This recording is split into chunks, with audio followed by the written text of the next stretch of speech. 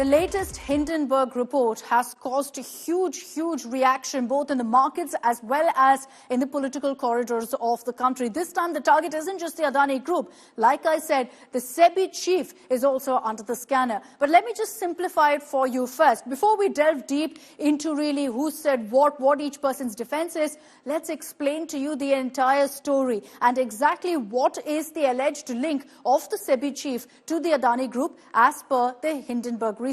We break it down for you. Right on top, the name that you see there, Atul Vinod Adani, controls this company. He is essentially Gautam Adani's elder brother. Now, in fact, what you see below that, the Global Dynamics Opportunities Fund, this is a sub-fund of Atul. And that's where the link essentially emerges. Now, interestingly, you had, in fact, Madhabi Buch and her husband Dhaval investing in the IPES Plus Fund 1. Now, the allegation is that this fund was dispersed and part of it was put in the Global Dynamic Opportunities Fund, which, as we've shown you, is linked, in fact, to the Adani group. So this is essentially the allegation here. What's also important to highlight here is that the IPES Plus Fund 1 is Mauritius-based. Anil Ahuja is the CEO, and Anil Ahuja is the ex-nominee director as well as the director within the Adani group. So that's another link that's essentially emerged. Now, interestingly, you've had, in fact, IPES come out with a statement saying, at no point did we put our funds in any of these sub-funds in anything linked to the Adani group. But we'll get to that in just a bit. This is entirely the crux of the issue here, which is that you had, in fact, Madhabi Buch and Dhaval investing in this particular fund. The money then was diversified, of course, in different formats, including this sub-fund, allegedly. This is what the Hindenburg Research papers suggest. But remember also that this investment was done before she was the SEBI chief, years ago. And then, of course, she gave up this investment as well once she became the SEBI chief. But the issue here, and according to the Hindenburg report, if this stands true, there's a question of conflict of interest, particularly because, as we know, in light of the first papers that emerged from Hindenburg Research,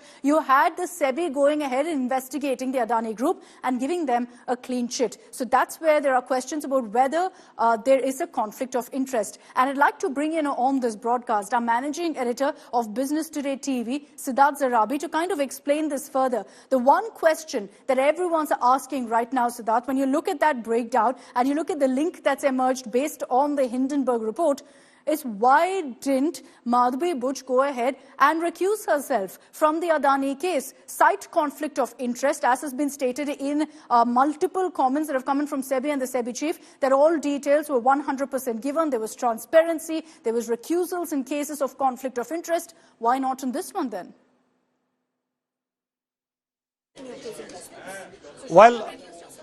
Well, Akshita, it's very clear at this stage, as far as that particular point is concerned, that Madhabi Buch, as the chairperson of SEBI, has said very clearly, and I want to quote this. She says, all disclosure and recusals have been diligently followed, including disclosures of all securities held or subsequently transferred. This is point number 14 of a 15-point reply that was provided by them on the 11th of August after the first Hindenburg release came out. Okay, Siddharth, just stay with me because I also want to dig deeper into these allegations. We'll break it down for our viewers. What exactly has Hindenburg alleged here? Now, we'll put it forward in slew of number of allegations that they have leveled against Madhabi Buch and her husband Dhaval. Allegation 1, and this dates back to June 2015. This is what we referred to, which is that Madhabi Buch and her husband Dhaval had stakes in obscure offshore funds used in the Adani money siphoning scandal. We told you about the Mauritius-based company. There's also a Bermuda-based one. The allegation, of course, of those firms and their names have come up in the Adani money siphoning scandal, and as per the Hindenburg Research, you had Madhabi Buch and her husband also having stakes in this back in June 2015. Now fast forward to March 2017. Now the husband, Dhaval, seeks to become the sole authorized person to operate accounts, execute documents. What you see essentially is a handover of sorts of those investments away from Madhabi Buch but to her husband, Dhaval. And the next month, in April, Buch goes ahead and joins SEBI as a whole-time member. I must highlight here here that before this, she was in the private sector. So she was, in fact, in the corporate sector and then jumped over to the SEBI. And before that, 1 month before, as we just highlighted for you, there were attempts to go ahead and transfer all of this to her husband, because obviously it's a conflict of interest. Now, the next year, February 28th, 2018, there's an attempt to go ahead and seeking redemption of all units. So this was done a year later as well. So this is one allegation which we also explained to you in the beginning of this broadcast about the link to the Adani Group. The second allegation from April 2017 to March 2022, and this was while Buch was part of SEBI. In fact, and then also the chairperson from March 2nd, 2022 onwards, she had 100% interest in an offshore Singaporean consulting firm called Agora Partners. So this is part 2, essentially, of the expose that Hindenburg has put out on the SEBI chief. We'll move this forward for you to tell you more about allegation 2. This point right here, 100% interest in an offshore Singaporean consulting firm called Agora Partners. Now, 2 weeks after being appointed as SEBI chief, and the date given here is March 16th, 2022. 2 weeks after she was officially named as the SEBI chief, Buch transferred these shares to her husband, to Dhaval Buch. So it no longer was in her name. Any link that she had to this consulting firm was out. It was through her husband. So currently, as per Hindenburg's papers, she has a 99% stake in an Indian consulting business called Agora Advisory, and her husband is, interestingly, the director in this. These are part of allegation 2 that we've just explained to you. Let's take you through the next set of allegations. We're taking this slowly so you can really break down the level of charges applied here against Buch by Hindenburg. Now, allegation 3, and this is during her tenure again as SEBI member in 2019, her husband, Dhaval, was appointed as a senior advisor to Blackstone. Now, the reason that this also has raised questions and raised eyebrows is that he had not worked for a fund in real estate or capital markets before. So suddenly, out of the blue, he's given this role of senior advisor to Blackstone. So there are questions being asked right now of Madhabi Buch, the SEBI chief, and of her husband, Dhaval. These are the 3 allegations essentially put forth right now in the Hindenburg papers, all of them targeting the SEBI chief. I want to bring in Siddharth Zarabi also on this. These are essentially the 3 allegations put forth, Siddharth. But after that, you had a follow-up response of sorts by Hindenburg, especially in light of the SEBI chief clarifying, SEBI also issuing a statement. Hindenburg seems to have actually doubled down on their charges against the SEBI chief.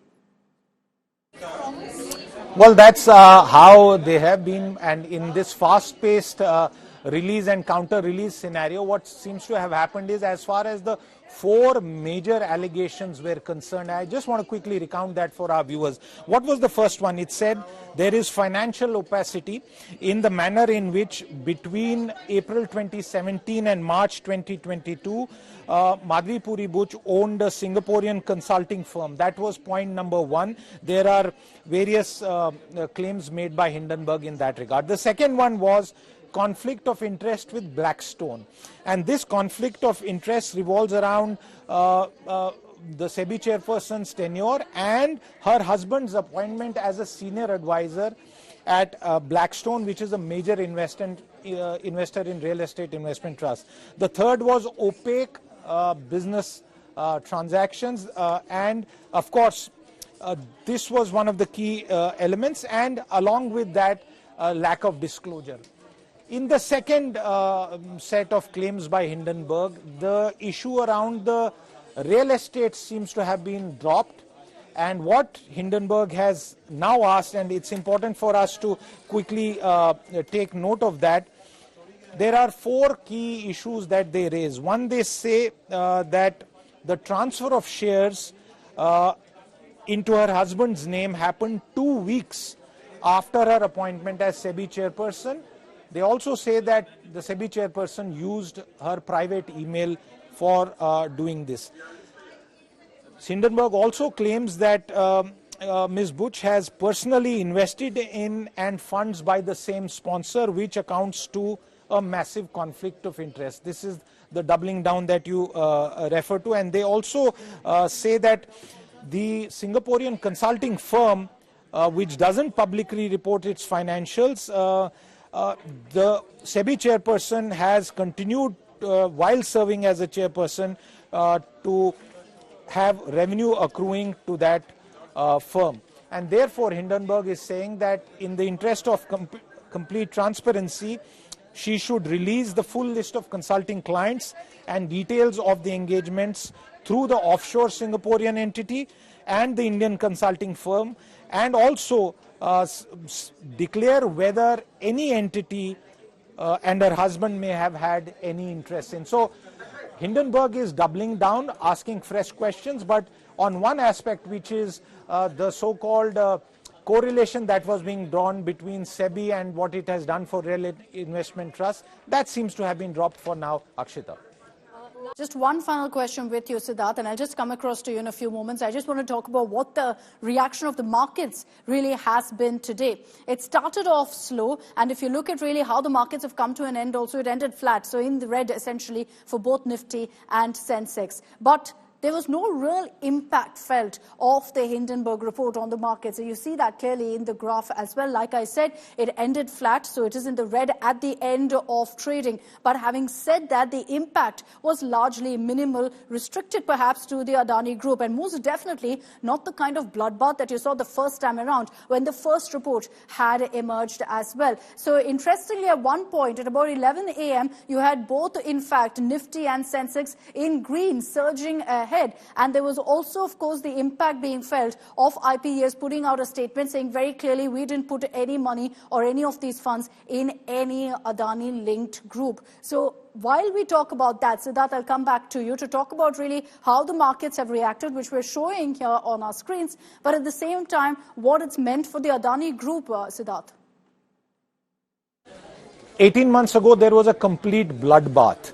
And, you know, the market cap erosion was in hundreds of billions of dollars, in fact, $150 billion or thereabouts. Today's trade, Monday, has been different. I think in some ways the markets have taken it in stride. When the original Hindenburg report was released on Saturday, there has been several replies, including very, very importantly, and this is germane to your earlier questions, that one of the entities, IIFL, which is now called 360° 1, has come out with a very strong denial saying that the money that the SEBI chairperson and her husband had allegedly invested in an entity never went to any Adani entity. That's the sort of simplified crux of their reply. So when that reply has come out, I think market participants have taken note of it. However, there was a significant fall in Adani Group shares, but there was a recovery. And when it closed, when markets closed today for trade, I think the dip was far, far lesser, perhaps in the range of around 18 to 20,000 crore versus the hundreds and thousands that we had seen last time when the first original Hindenburg hit on the Adani Group had happened. All right. Thanks very much, Siddharth, for joining us on this broadcast, explaining to us what really the report has highlighted and the allegations here, as well as what the reaction has been first day of the markets opening since the report was released over the weekend. Now, as expected, this has led to a huge political storm. The first time around, too, this rocked Parliament led to, of course, a flurry of opposition reactions, claiming that this was all corruption that we're seeing in the regime right now. But now, at this point, the opposition has come together to demand that there be a joint parliamentary committee investigation into the allegations leveled by the Hindenburg Research Group against the Adani Group, as well as against SEBI Chief Madhabi Buch. Now, at this point, Rahul Gandhi also in a video statement has demanded her resignation, saying ideally, in light of these allegations, she should step down and there must be a detailed investigation. The BJP, however, has dismissed all of these allegations, accusing the opposition of siding with anti-India foreign forces like George Soros.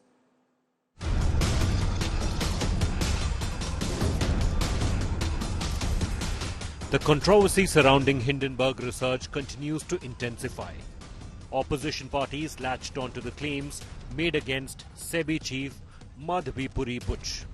Alleging an institutional collapse in stock markets, leader of opposition Rahul Gandhi voiced serious concerns, warning of significant risks to investors in the Indian stock market. It has now emerged that Sebi Chairwoman Madhabi Buch and her husband had an interest in one of those funds. The savings of millions of Indians, hard-earned, honestly earned savings, are at risk. Slowly becoming crystal clear why Prime Minister Modi is against a joint parliamentary committee looking into this matter. In response, the BJP intensified its attack against Congress, alleging it of conspiring to destabilize India's economy and accused Rahul Gandhi of trying to unleash economic anarchy at the behest of foreign forces like George Soros. The Congress party, its allies, and its closest allies, the Toolkit Gang, have conspired together to usher in economic anarchy and instability in India. Opposition is now gunning for resignation of SEBI chief Madhabi Buch. In 2015, you had invested into this very FBI that you now claim that you have no idea about the ultimate ownership. In 2018, you had personally corresponded with this particular fund on your own, in your own personal capacity. When the inquiry report started in 23-24, should you not have disclosed this? Opposition parties are demanding joint parliamentary committee probe into Hindenburg's claims, but the BJP rejected it as a political stunt. SEBI की अध्यक्ष का पैसा खुद ही उन offshore funds में लगा हुआ है, जहां पर की जांच करने की जिम्मेदारी सेबी को सुप्रीम कोर्ट ने दिया। तो क्या सेबी के अध्यक्ष को सुप्रीम कोर्ट में नहीं बताना चाहिए था कि इन्हीं फंड्स में हमारे पैसे लगे हुए हैं? जब तक इसमें जेपीसी नहीं बनेगी, तब तक इसकी निष्पक्ष जांच नहीं हो सकती। Any Tom, Dick and Harry sitting in foreign country will seek to destabilize India, and they will say JPC. They will belittle India's investors. They will belittle in India's stock market. That is their game. JPC's demand is a sham. The political fireworks come after Hindenburg on Monday escalated its feud with SEBI and its chief, accusing Buch and her husband of holding stakes in offshore funds linked to the Adani Group. Hindenburg has been showcased by SEBI for a series of violations, but now claims conflict of interest by the market regulator. Bureau Report, India Today. Horrifying incident in Kolkata of a 31-year-old young trainee doctor being raped and murdered while she was on duty on night shift in the RJ Kar Medical College. Let's get your details of so far what the investigation has thrown up, of the exact sequence of events. The victim was with 4 of her colleagues and they had ordered in dinner because they knew that they were going to be there for the entire shift. It was on the day of Neeraj Chopra's javelin bout in the Olympics as she and her friends all sat down to watch, in fact, that particular match. Now, once that got over, we are told by police sources that the other friends, her colleagues, went ahead and left. They left from that particular spot. The victim continued her studies in the room. This was a seminar hall of sorts in which she was seated. Now, she continued her studies there, but after that she went to sleep at around 3 a.m. The accused, Sanjay Roy, then stepped in. He entered, and remember, he was posted as a civic volunteer of the Kolkata police in the outpost of this hospital. So his duty was in this hospital on night shift. At 3 a.m., once she went to sleep, 1 hour later, at 4 a.m., he entered that room and raped the victim. Now, the victim resisted. She fought back, and so he strangled her to death. The autopsy details are absolutely heartbreaking, that she was bleeding from her eyes, from her mouth. There were bruises all over her body. She was essentially choked to death. He leaves the room, and CCTV footage shows him leaving the room at 4:45 a.m. So 45 minutes he was in that particular room with the victim. And at 7:30 the next morning, the victim's body is found. By then, she had already passed away. This is, in fact, what we know of the exact sequence of events. And the man involved, the monster, Sanjay Roy, is right now in police custody. There are protests taking place across the country, rightly so. Doctors completely outraged, saying if you can't ensure our safety while we're doing our duty in hospital, who is accountable then? Mamata Banerjee has said she will order a CBI probe if by Sunday the cops don't wrap up the investigation. Let's round up for you all the updates in our next report.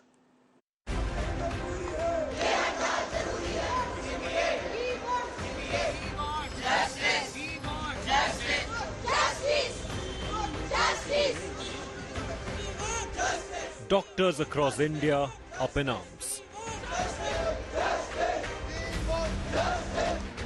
Massive protest demanding justice for 31-year-old PG trainee doctor who was raped and killed in Kolkata.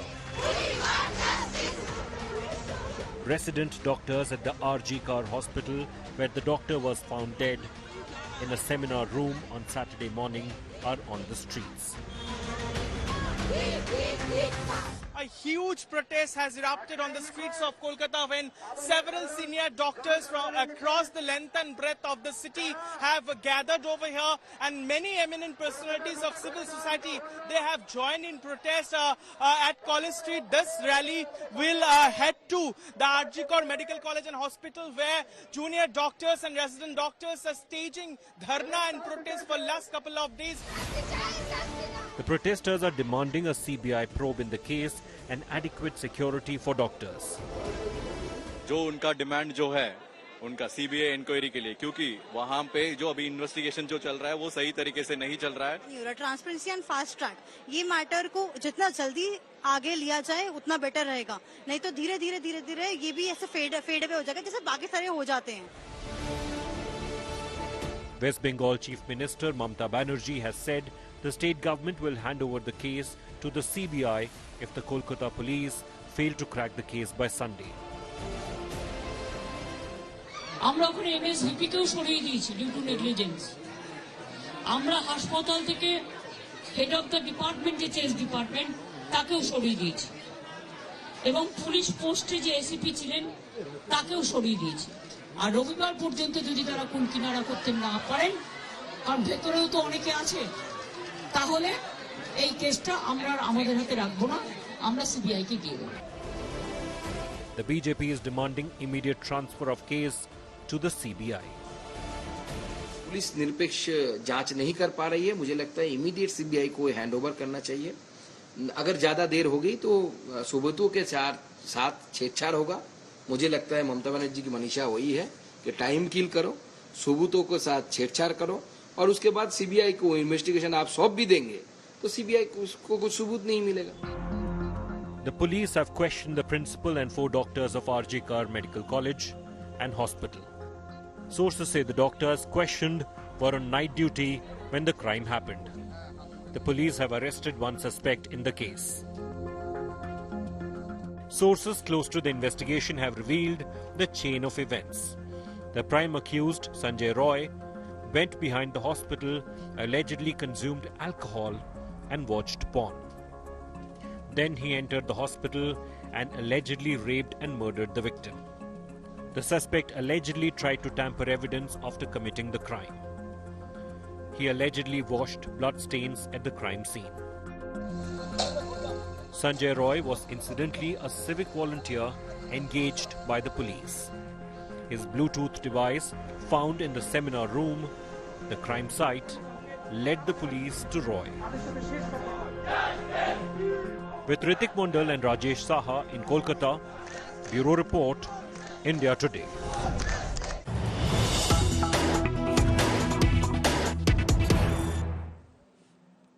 And there's been a growing chorus for the case to be handed over to the CBI, particularly with the BJP also leading the charge, saying they have no faith in the state police. Let's get you a reaction from the Union Education Minister, Dharmendra Pradhan. Also, all this unfortunate, terrible tragedy in Bengal. The Education Minister has alleged that law and order in Bengal is collapsing and that students are not safe in the state. Remember that this young woman, all of 31, was a trainee doctor who was working at the RJ Kar hospital, and that's why the Education Minister now saying very clearly that answers must be given by the Mamata government, that the government in Bengal must be held accountable. Let's play out for you what Dharmendra Pradhan has said.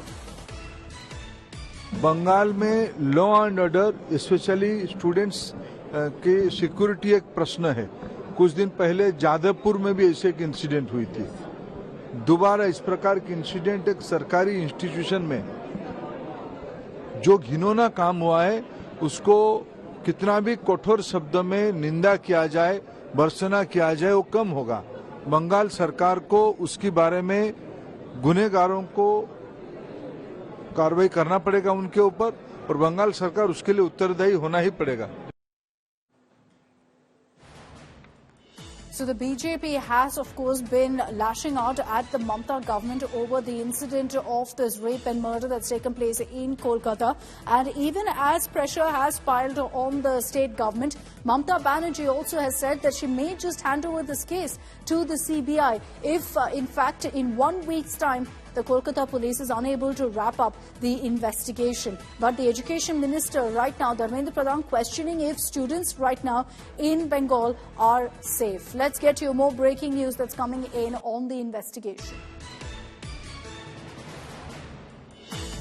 So several doctors who were there at the hospital with the victim on night shift on duty have also been summoned, are being questioned by, in fact, the Kolkata police. What we're also picking up from our sources is that all doctors at the hospital are being also questioned. Now, this is a routine affair. It's not that the cops suspect that any of them were involved, but it is to ensure that any suspicion, any details, any leads that these doctors, colleagues of the victim really had about what happened to her is immediately handed over to the police. Ritik Montal is joining us live from Kolkata with more details on this. Ritik, the cops now on pressure. They are going to speed up this investigation because Mamata Banerjee has given them a deadline till Sunday to wrap up this case. Through the day, you've been reporting for us on the kind of protests that have broken out in the streets of Kolkata, and there's solidarity marches taking place across the country right now. Well, definitely the deadline has been fixed by the Chief Minister of West Bengal for the probing SIT team of Kolkata Police. There are several measures being taken. That's what we are given to understand. But what we can see is the anger and that protests are raising at the RJ Kar Medical College Hospital. This is at 6:30 in the evening, and what we can see, more voices are joining this protest where junior doctors and resident doctors are staging protests and dharna. We can see now several doctors across the length and breadth of the city, they have joined in this protest. We can see senior doctors from several other government and non-government hospitals. They are also joining this protest, demanding justice for the victim lady. Now, what we are given to understand, a thorough inquiry is being conducted by the SIT team of Kolkata Police. The commissioner has reassured the protesters within a very span of a time, this matter will be solved. Their demands is a thorough judicial inquiry. Remember, they also pushed for a release of the detailed postmortem report of the crime, which has been narrated immediately after the demand to the protester. The Commissioner of Police of Kolkata visited the protesting doctors and then narrated what exactly the autopsy report said in this investigation. But we do understand that the protests are only raising because they demand a very peaceful and a safe place at government hospital across the city, which is why more doctors are joining this protest. Mamata Banerjee has suggested that if the probing team fails to reach to any conclusion till Sunday, the matter would send to a central agency like CBI. So investigation will be handed over to CBI. What is the perhaps we do understand that that's a demand for a section of protesting doctors and several political leaders, including Bharatiya Janata Party and several other organizations as well. Now I can see that in Kolkata, and of course nationwide protests are being conducted, and there are medical facilities are being halted and hampering because being raised by hundreds of locals there in Kolkata. The city has come out on the streets today to express their outrage, rightly so, understandably so, over what's happened in Kolkata at a hospital when this doctor, 31-year-old, was on night shift on duty. A shocking incident that's been reported from Bengaluru that sent shockwaves really across the country. In one of the most popular hangouts for youngsters in Bengaluru, a coffee shop, and it's a chain of cafes called Third Wave Coffee. I'm sure you've seen it in your cities as well, and if you're a Bengalurian, you know how popular it is. Now, the Third Wave Coffee outlet in Bengaluru's BL Road finds itself in the midst of a controversy, and here's why. There's a huge hidden cam scandal that's come to light. Now, one of the women customers actually went ahead and used the washroom. And when she entered the washroom, she went into the cubicle and noticed something was amiss. And as soon as she did, she realized that there was a small hole in the dustbin that was placed right in front of the cubicle, essentially facing the toilet. And here's the shocking bit that she discovered. Upon closer inspection, she saw that there was a mobile phone. Now, the phone was hidden and a hole was made in the dustbin, essentially to ensure just the camera points at the cubicle, points at, in fact, the toilet, to go ahead and record what's happening in the loo, to go ahead and film women.